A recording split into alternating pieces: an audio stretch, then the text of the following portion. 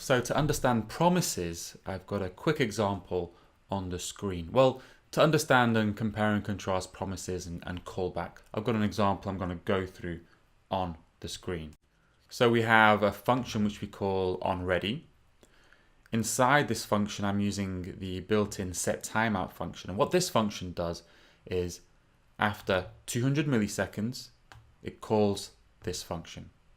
Okay, that's all this does. So after 2 seconds, it's going to print ready to work on the screen. And then I'm just calling onReady. Now the reason I'm doing this is to simulate perhaps like a network request. So you would call onReady, it would return straight away. In fact, to simulate that, called, okay. So we would call onReady, it would return straight away and print out onReady called. Then after 2 seconds, it would print out ready to work. So perhaps this is the same as the save function. So the save function would just initiate, just kick something off. We'd go to the next line, and only after a period of time has passed will the response be received from the network, and we perform some other processing. Okay, so let me refresh the page, and then let's run this. 1, 2, ready to work. So the key thing that we're trying to solve with what we're doing is how do we execute some code here, after we know that perhaps that we're ready to execute some extra code, that perhaps the network response has returned from the server, or the long-running job that we're trying to process has completed. We want to only run some code after that event has completed there. So that's the problem we're trying to solve. The first way we tried to solve it was essentially equivalent to parsing in a function. So we pass in a function to onReady. CB is a function, not a value, not a number, but a function. And you can do that. We've been doing it all the way through with JavaScript, and you can just pass as a parameter to a function. So I can pass as a parameter to the onReady function another function. And perhaps this function is just log something out. It says doing work, ... So now I'm passing to the onReady function this function as the CB parameter. And so we want to call this function after the ready to work log line has been printed. Now, how do you call a function in JavaScript? Simple. You just call it with brackets, open and closing brackets. That's how you call a function in JavaScript. So on line 5, we are going to call this function here. That's a callback. We are going to execute some other code, and when we're ready, we are going to call you back. We're going to call back the calling function with whatever function it provided.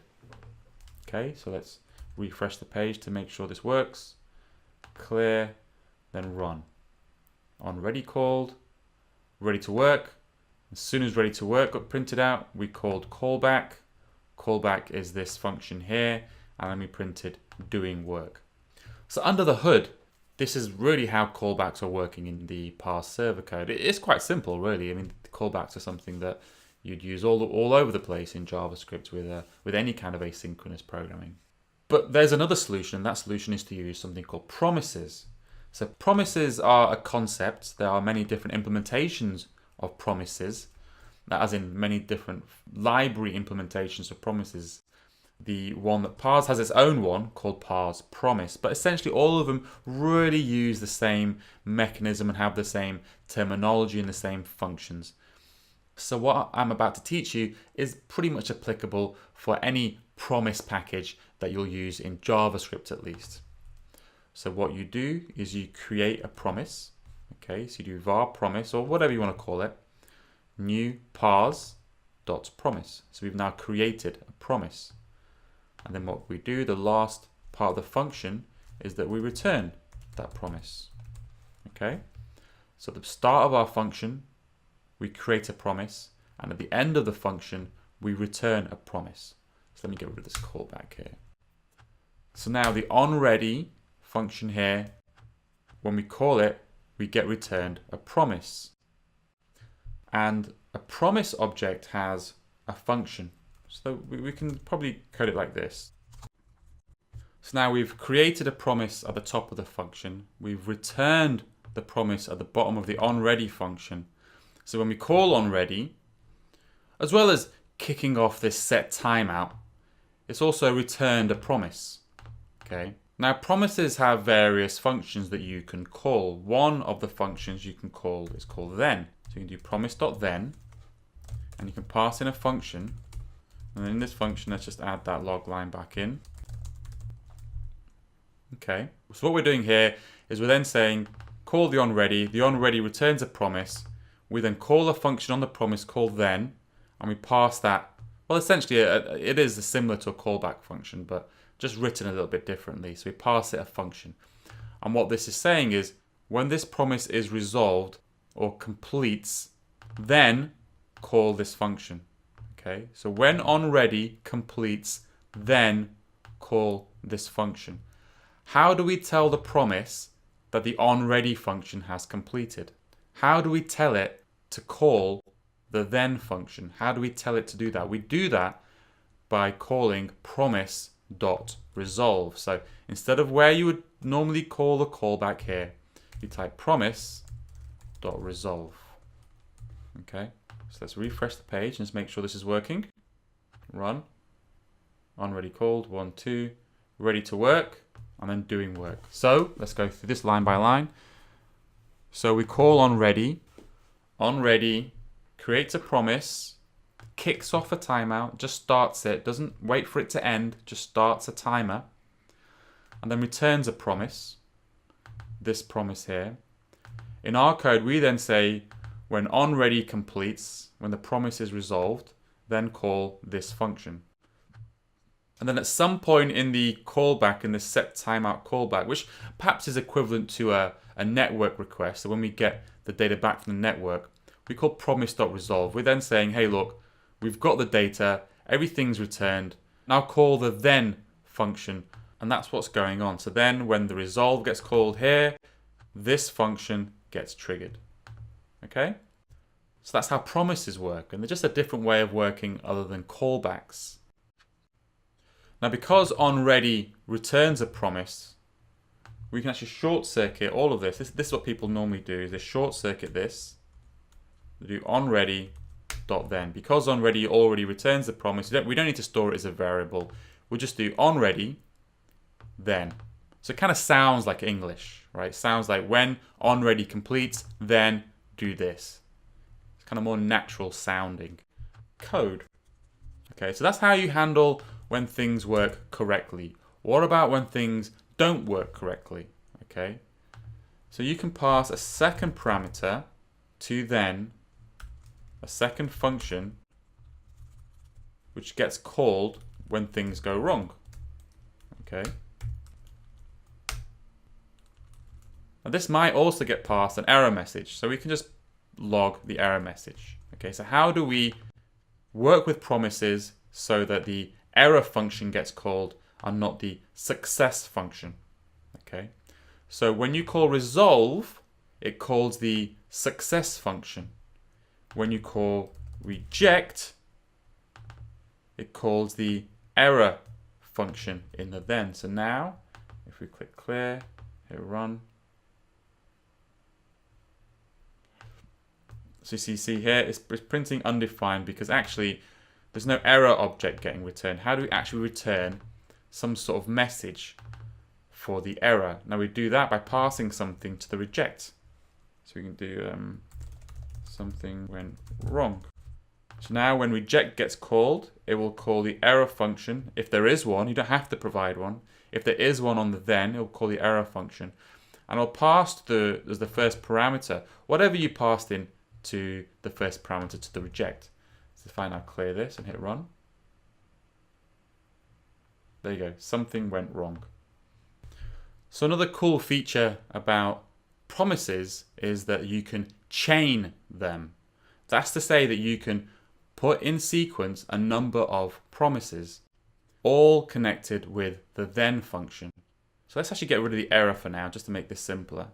So we can actually say onReady, then onReady, and since this onReady again returns a promise, we can do again.then onReady.then onReady, and we can just keep on going and going and going and going and going. So if I just go turn this back here. Clear and then run. 1, 2. So there you go. Every 2 seconds it's printing ready to work. So that's the first ready to work was this on ready, the second, the third, and then the fourth. So that's a really nice feature. That's a really, really nice feature of promises in that you can chain them in a row. And the typical syntax to do this is actually you put the then underneath. So this makes code really easy to read. I think so anyway. It's kind of reading like English. It's then saying on ready, and when on ready completes, then call on ready, and when that completes, call on ready, and when that completes, call on ready.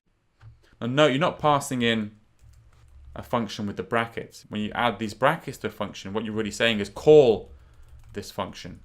We don't want to call on ready. We just want to pass it in. We leave it to the promise framework to call the onReady function for us when it's ready. You don't call it with the brackets, okay? So then finally, what do we do with errors? So we could actually have something like a function on error.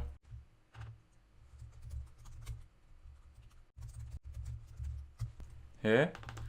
And then we could just pass that as a second parameter. Okay. So that's one thing that we could do.